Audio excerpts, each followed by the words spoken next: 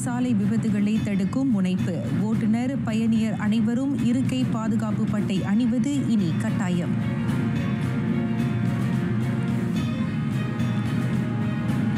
சொந்த ஊருக்கு திரும்பும் மாணாக்கர் முறை கண்காணிப்பீர். பல்கலைக்கழகங்களுக்கு உயர்கல்வி அமைச்சு வலியுறுத்தல்.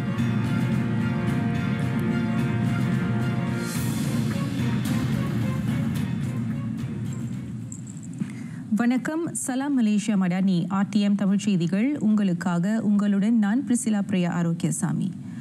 ஜூலை 1ஆம் நாள் தொடங்கி பேருந்து ஓட்டுநரும் பயணியர் அனைவரும் இருக்கை பாதுகாப்பு பட்டையை அணிவது கட்டாயமாக்கப்படுகிறது.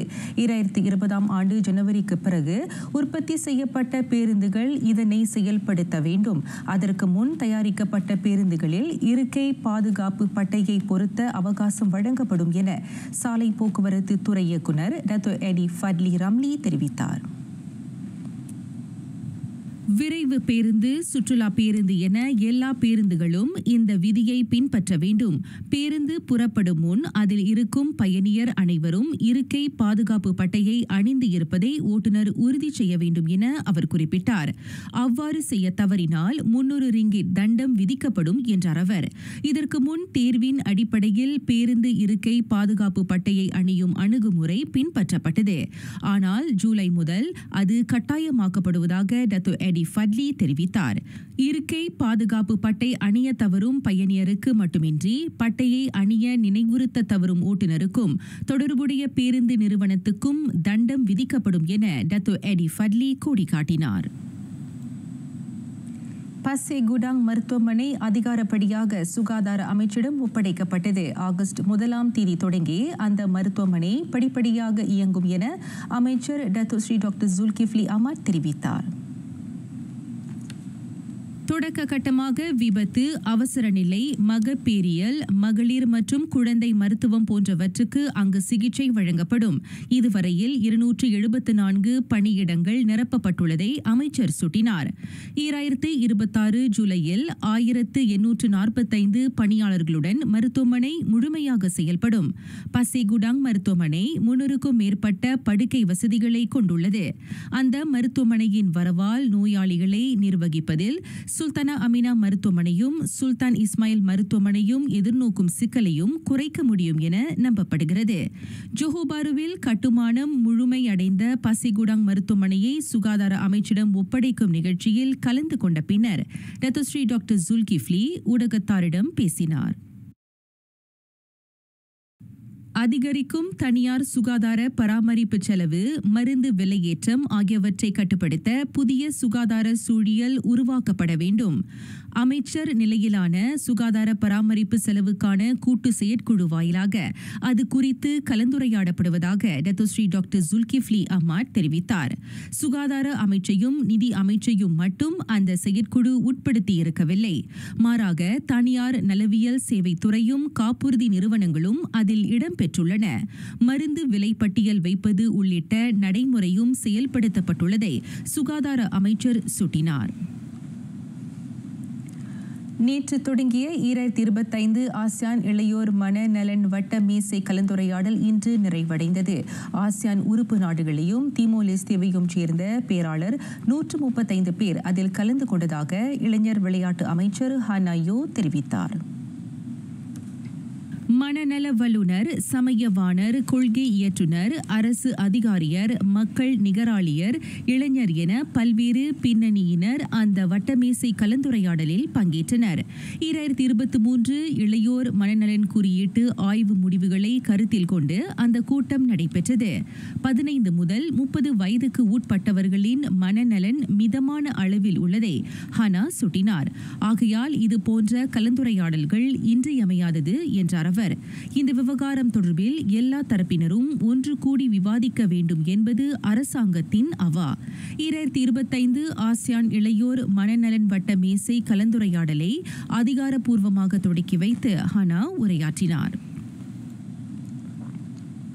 விடுமுறை நாள்களில் பல்கலைக்கழக மாணவர் சொந்த ஊருக்கு திரும்பும் முறைமையை கண்காணிப்பேர். நாட்டில் உள்ள உயர்கல்வி கூடங்களுக்கு உயர்கல்வி அமைச்சர் டத்துஸ்ரீ டாக்டர் ஜம்ரி அப்துல் கடீர் அவ்வாறு வலியுறுத்தினார். சொந்த ஊருக்கு திரும்ப சுற்றுலா பேருந்தை வாடகைக்கு எடுப்பது போன்று தன்மூப்பாக முடிவெடுக்கும் மாணவரை கண்காணிப்பதில் உயர்கல்விக்கூட மேலாண்மை முக்கிய பங்காற்ற வேண்டும். சாலை விபத்துகள் போன்ற விரும்பத்தகாத நேர்வுகளை தவிர்க்க இது துணை புரியும் என அமைச்சர் கருத்துரைத்தார். அதோடு கடந்த மாதம் கிரீக்கில் உப்சி மாணவரை ஏற்றிச் சென்ற சுற்றுலா பேருந்து விபத்துக்குள்ளானது போன்ற சம்பவங்கள் மீண்டும் நேராமல் இருக்க பல்வேறு கருத்துகளையும் பரிந்துரைகளையும் உயர்கல்வி அமைச்சு ஆராய்ந்து வருவதாக அவர் குறிப்பிட்டார். அது மட்டுமல்லாது விடுமுறை நாள்களில் இரவில் மாணவர் பயணம் செய்யாது பொழுது சாயும் முன்னரே அவர்கள் பயணம் மேற்கொள்வதை உறுதி செய்வதும் இதில் அடங்கும் என Dato Sri doctor Zambry Abdul Kadir கூறினார். செயற்கை நுண்ணறிவு தொடர்பான சட்டம் நாடாளுமன்றத்தில் இவ்வாண்டு தாக்கல் செய்யப்பட திட்டமிடப்பட்டுள்ளது. மோசடிகளை முறியடிக்கும் முயற்சியாக அந்த சட்டம் நடைமுறைப்படுத்தப்படும் என இலக்கவியல் துணை அமைச்சர் டத்தோ வில்சன் உகா கும்போங் தெரிவித்தார். செயற்கை நுண்ணறிவு சட்டம் குறித்த ஆய்வை தேசிய இணைய பாதுகாப்பு நிறுவனம் மேற்கொள்கிறது. கடந்த ஏப்ரலில் அரசாணையாக்கப்பட்ட 2010 தனிப்பட்ட தரவு பாதுகாப்பு சட்டத்தோடு அந்த சட்ட வரைவு இணங்கியிருக்கும் எனவும் துணை அமைச்சர் நம்பிக்கை தெரிவித்தார். இணைய பாதுகாப்பு சட்டம் நாடாளுமன்றத்தில் தாக்கல் செய்யப்பட்டு அங்கீகரிக்கப்பட்டது.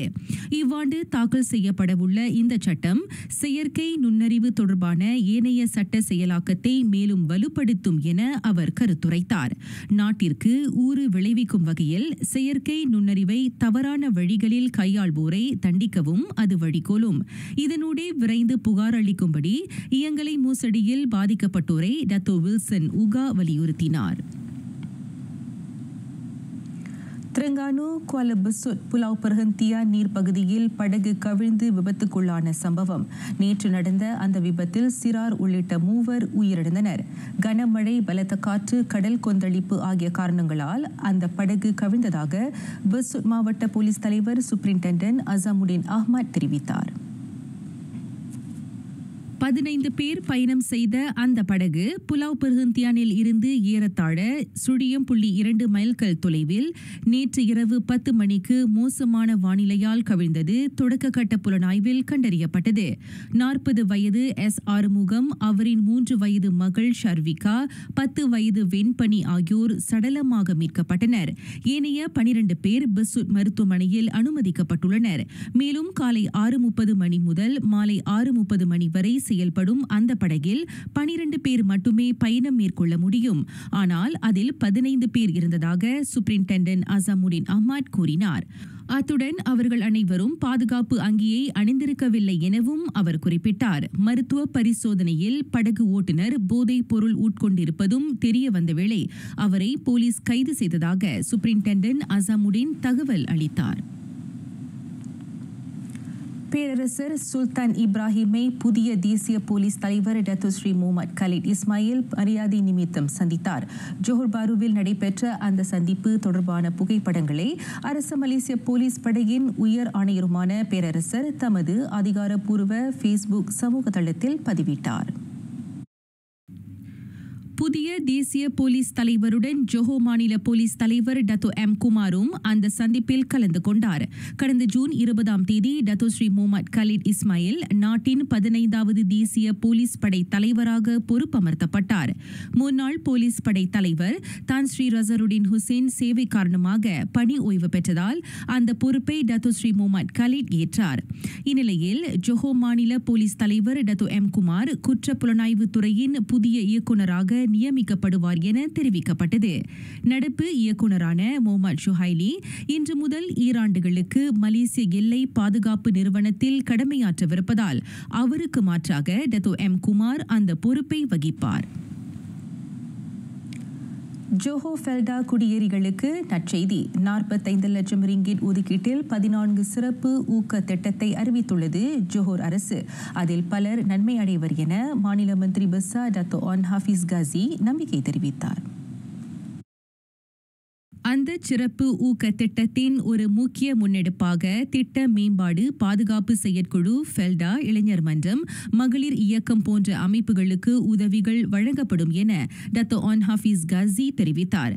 அது மட்டுமின்றி 27,642 நிலக்குடியேறியருக்கு 100 ரிங்கிட் மதிப்புடைய உணவு குடைகளும் வழங்கப்படுகின்றன.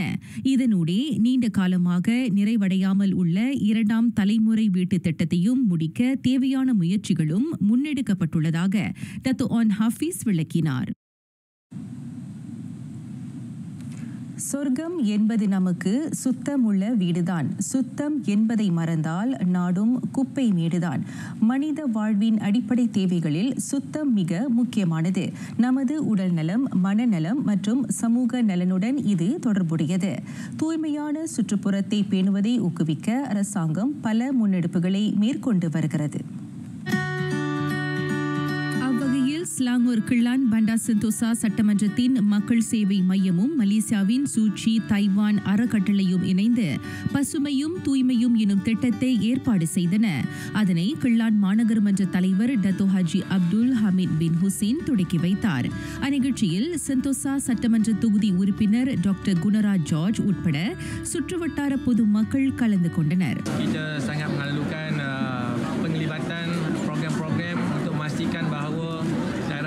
Khususnya bagi kawasan Sentosa ini menjadi sebuah kawasan yang bersih.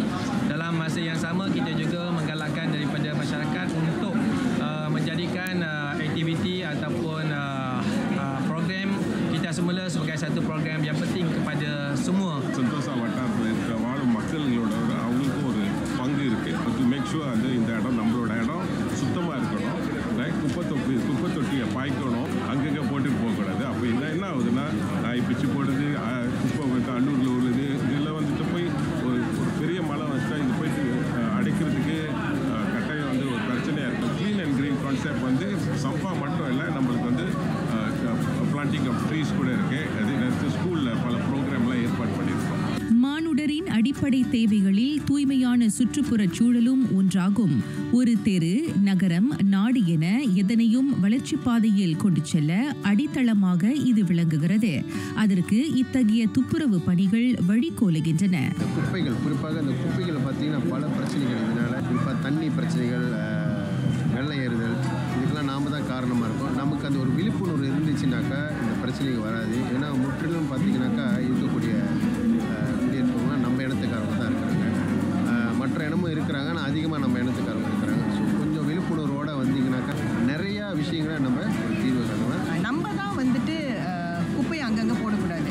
இன்னொரு விஷயம் என்னன்னா வந்துட்டு குப்பை தொட்டி, எல்லார் வீட்லேயும் ஒரு குப்பை தொட்டி இருக்கணும். வீடு வந்து 2 லட்சம் 3 லட்சம் கொடுத்து நம்ம ரெனோவேட் பண்ணுவோம், அந்த குப்பை தொட்டியை மூடிடுவோம். ஸோ அந்த குப்பையை போய் எங்கே வீசுறது?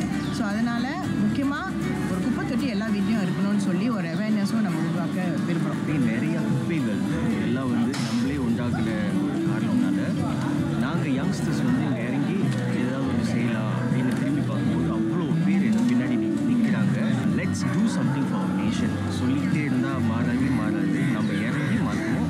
சின்ன பகுதியாக ஆரம்பித்து பெருசாக இருக்கலாம். கடந்த 2019ஆம் ஆண்டு முதல் 6 ஆண்டுகளாக நடத்தப்பட்டு வரும் கிளீன் அண்ட் கிரீன் திட்டம் இம்முறை மக்களிடையே ஒற்றுமையை விதைப்பதோடு மறுசுழற்சி தொடர்பான விழிப்புணர்வை அதிகரிப்பதை நோக்கமாக கொண்டுள்ளது. சுற்றுப்புற தூய்மைக்கு முக்கியத்துவம் அளித்தால் நமது வாழ்வு சிறக்கும். இத்தகைய துப்புரவு பணிகளே நாளை அடுத்த தலைமுறையை நோயின்றி வாழ வகை செய்யும். கண் ஒளிதான் இல்லை, கவின் குரல் ஒளியே கசடர பாடுதல் இலக்கண இல்லை என வாழ்ந்தவர் இசைவாணர் ரகுராமன். பல்லாண்டுகளாக பாரினை தம் திறனால் திரும்பி பார்க்கச் செய்த அந்த பாக்குயிலார் மன்னகத்திற்கு விடை கொடுத்து விண்ணகம் ஏகினார்.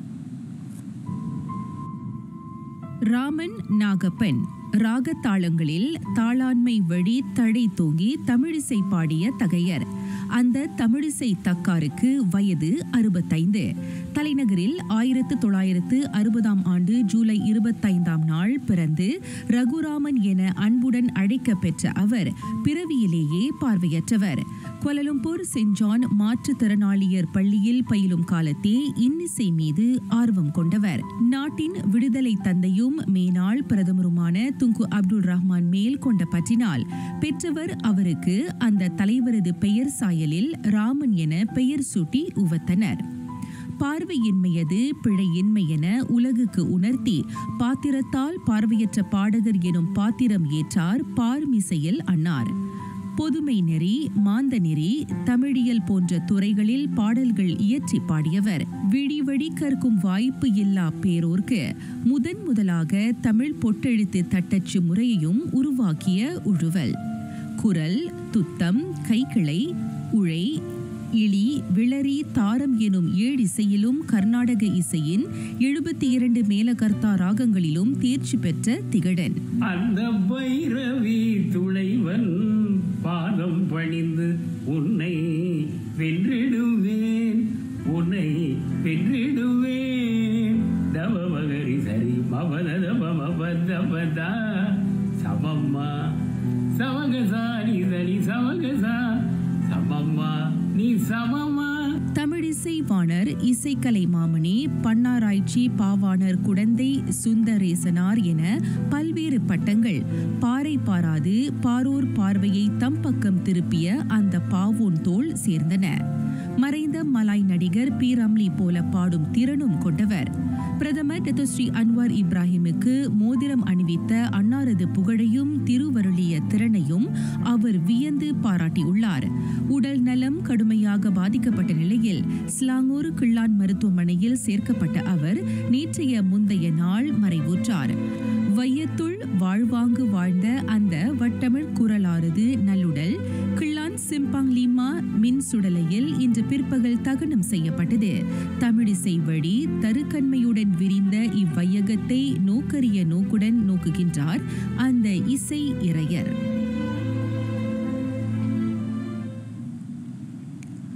சகல நதிகளும் சங்கமிக்கும் சாகரம் போன்றவர் ஷிரடி சாய்பாபா. அனைத்து ஞானங்களும் அவருக்குள் நிறைந்திருந்தாலும் தன்னை நாடி வருவோரை அவர்களது வழியில் ஞானத்தை அடையும் சூட்ச்மத்தை அந்த மகான் கற்றுக் கொடுப்பார்.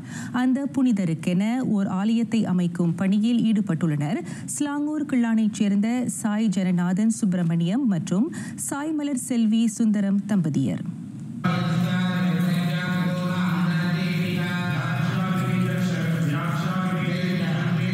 ஆலயம் வழிபாட்டு தளமாக மட்டுமல்லாது சமூக மற்றும் மருத்துவ மையமாகவும் இயங்கும். குறிப்பாக வறியோருக்கு ஆசிரமாகவும் பசித்தோருக்கு அன்னமிடும் மையமாகவும் அது விளங்கும்.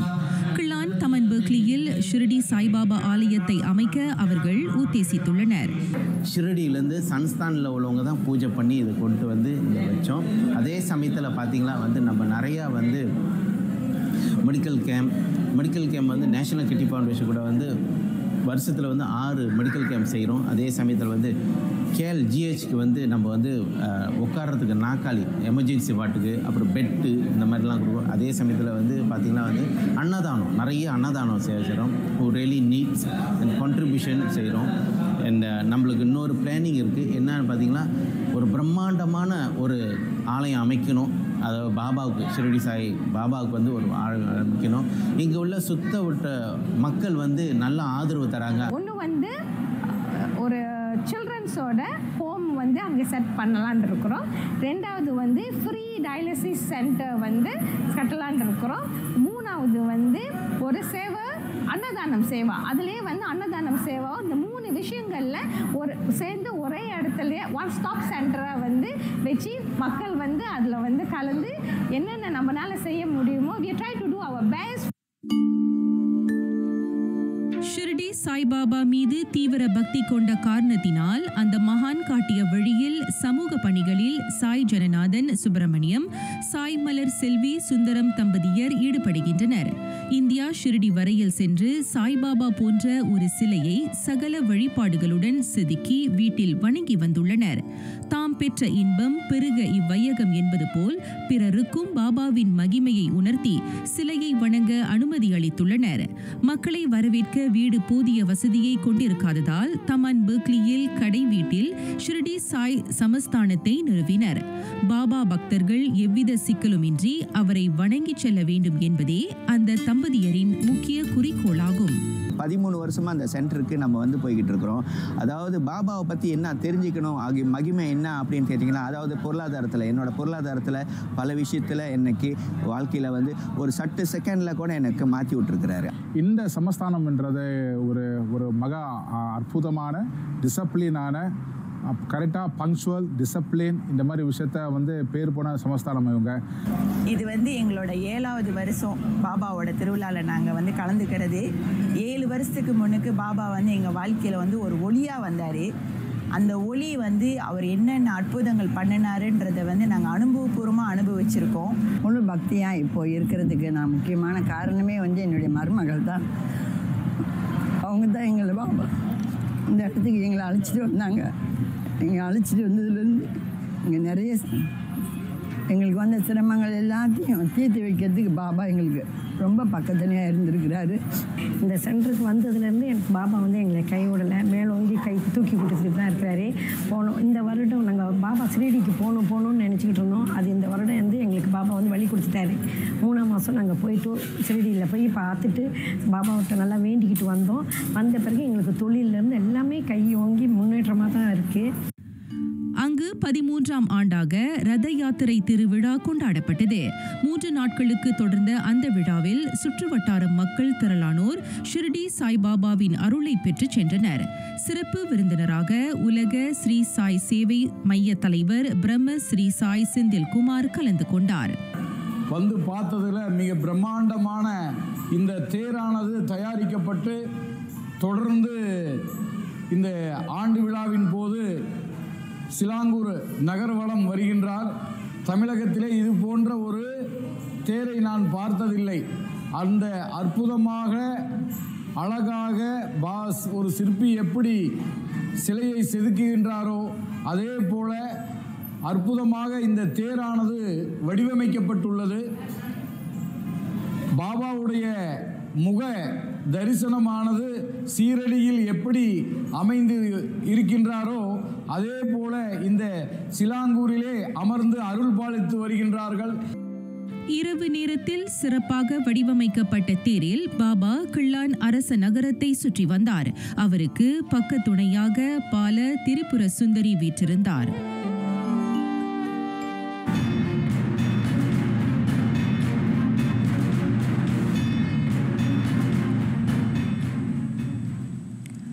யூத படையின் போர் பசிக்கு தொடர்ந்து இரையாகின்றனர் பாலஸ்தீனர். காசாவில் கடந்த 24 மணி நேரத்தில் இஸ்ரேல் கட்டவிழ்த்த வன்முறையில் 81 பேர் கொல்லப்பட்டனர். 422 பேர் காயமுற்றதாக அதன் சுகாதார அமைச்சு தெரிவித்தது. கடந்த 2023ஆம் ஆண்டு அக்டோபர் 7ஆம் நாள் காசாவில் யூத படை தனது அத்துமீறலை அரங்கேற்றியது. அதன் வன்முறை வெறியாட்டத்திற்கு இதுகாரும் 56,412 பேர் பலியானார்கள். 1,33,054 பேர் காயமுற்றனர். காசாவில் நிலைமை தொடர்ந்து மோசமடைந்து வருவதால் சுகாதார சேவை குறைபாடும் தற்போது நேர்ந்துள்ளதாக UNRWA ஓர் அறிக்கையில் வெளியிட்டுள்ளது. மேலும் மருத்துவ பொருட்களுக்கான தட்டுப்பாட்டையும் எதிர்நோக்கி இருக்கிறது காசா. காசாவில் உயிரை காப்பதற்கான சவால்கள் ஒவ்வொரு நாளும் அதிகரிக்கும் வேளையில் 331 UNRWA வசதிகள் போரில் சேதமுற்றதாக அறியப்படுகிறது. மேலும் இஸ்ரேலின் மாந்தநேயத்திற்கு எதிரான அந்த தாக்குதலில் 812 பேர் உயிரிழந்ததாகவும் 7,500 பேர் காயமுற்றதாகவும் பாலஸ்தீன சுகாதார அமைச்சு தெரிவித்தது. எல்லையை மீறுகிறது இஸ்ரேலின் வன்மம். நேற்றிரவு தென் லெபனானை குறிவைத்து யூதப்படை தாக்குதல்கள் தொடுத்தது. அதில் குறைந்தது 3 கொல்லப்பட்டதை அஃது உறுதிப்படுத்தியது. ஆயினும் தென் லெபனானில் போர் நிறுத்தம் இன்னும் நடைமுறையில் உள்ளது. ஹிஸ்புல்லா போராளி அமைப்பைச் சேர்ந்த ஹசன் முகமது ஹமூடியை குறிவைத்து இஸ்ரேல் தாக்குதல் நடத்தியதாக அறியப்படுகிறது. இதனூடே மரோனாவில் நடந்த தாக்குதலில் 2 உயிரிழந்தனர். முன்னதாக ஹிஸ்புல்லா போராளி அபாஸ் அல் ஹசன் வாபியை அது குறிவைத்ததாக யூதப்படை தெரிவித்தது. செர்பிய தலைநகர் பெல்கிரேட்டில் ஊழலுக்கு எதிரான போராட்டம் வெடித்தது. அந்நாட்டில் உடனடியாக தேர்தலை நடத்த வலியுறுத்தி போராட்டக்காரர் ஆயிரக்கணக்கானோர் அணி திரண்டு ஆர்ப்பாட்டத்தில் குதித்தனர். 12 ஆண்டுகளாக ஆட்சி பீடத்தில் அமர்ந்திருக்கும் அந்நாட்டு அதிபர் அலெக்சாண்டர் வூச்சிச்சின் அதிகாரத்திற்கு முற்றுப்புள்ளி வைக்க அந்நாட்டு மக்கள் எத்தனிக்கின்றனர். செர்பியாவில் பல மாதங்களாக தொடரும் போராட்டத்தால் பல்கலைக்கழகங்களும் மூடப்பட்டன. வூச்சிச்சுக்கு திட்டமிடப்பட்ட குற்றச் செயல்களில் தொடர்புள்ளதாக எதிர்க்கட்சிகள் குற்றஞ்சாட்டி வருகின்றன. அரசியல் எந்திரத்தை முடக்கி ஊடகத்தின் குரல் வலையையும் அவர் நெரிப்பதாக அவை துணிக்கின்றன. அமைதி வழியில் போராட்டத்தை முன்னெடுத்துள்ள செர்பிய மக்கள் தங்கள் கோரிக்கை நிறைவேற்றப்பட வேண்டும் என அந்நாட்டு அரசை வலியுறுத்துகின்றனர்.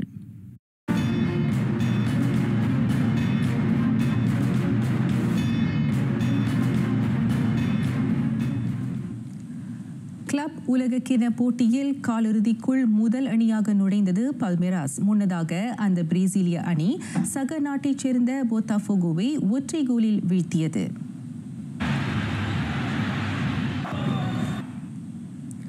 மொனாக்கோ அணியில் இணைந்திருக்கிறார் பால் பொக்பா. அந்த பிரெஞ்சு லீக் 1 அணியுடன் அவர் 2 ஆண்டுகளுக்கு ஒப்பந்தம் செய்து கொண்டுள்ளார்.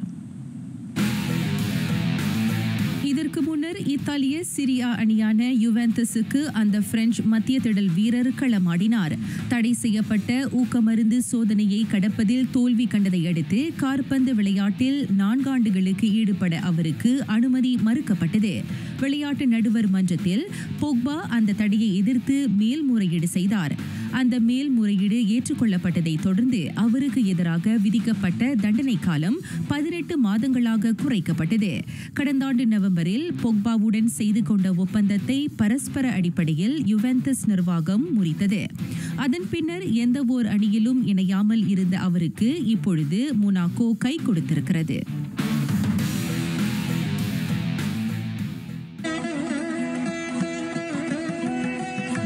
குரல் சந்திரனுள்ளே தழலுற நோக்கினால் அந்தரமாகு உடம்பு. சந்திர கலையில், அதாவது தலைப்பகுதியில் துரியத்தில் செஞ்சுடர் தோன்றினால் உடல் லேசாகி ஆகாயத்தில் மிதப்பது போல இருக்கும்.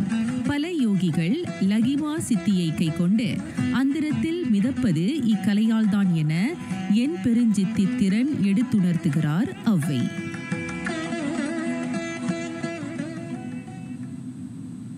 நிறைவடைகின்றன RTM தமிழ் செய்திகள். எங்களோடு இணைந்ததற்கு நன்றி.